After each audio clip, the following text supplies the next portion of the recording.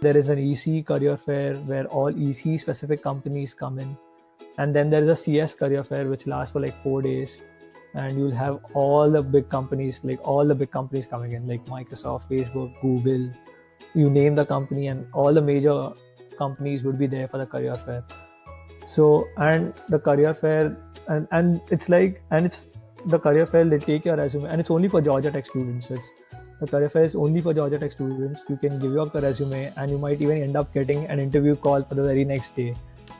So that's why when I say that you have to be prepared by September itself, I think that's the reason, because in the career fair itself, people get interview calls, and I've seen many people get internships through career fair.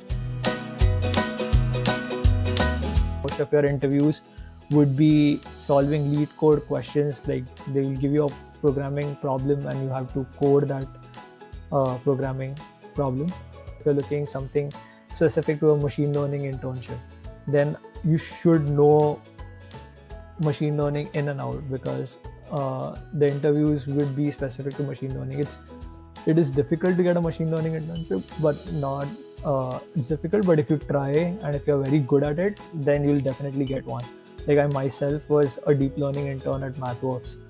So it's not that you don't get a specific role, but you have to keep trying at it, and you have to be good at it. Like if you get an interview call, you should be able to answer each and every question.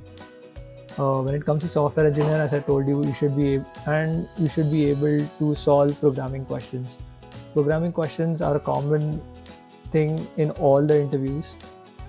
So I would recommend that you solve a lot of lead code before you come to Georgia Tech.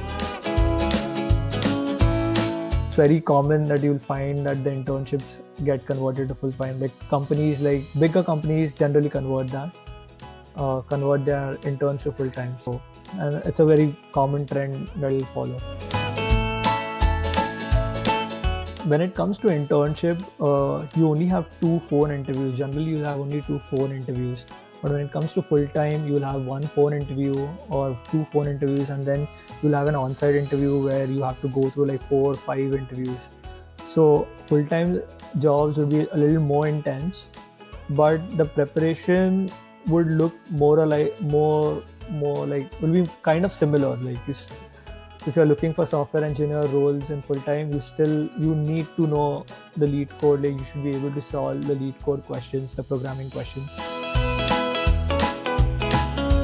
They can ask you any question. So you should know your coursework pretty well. You should have done projects in that particular field of interest that you're looking for. And don't be under the impression that you don't get specific roles. I think many people do get what they want. It's just that you have to keep trying, and more importantly, you have to be good at what you want. Like if you want to be a machine learning engineer, you should know most of the things in machine learning. Like you should know your coursework pretty well. You should have some projects in that particular area. You should know how to apply it practically and all that stuff. It varies from location to location, but you can expect a salary somewhere between $30 to $50.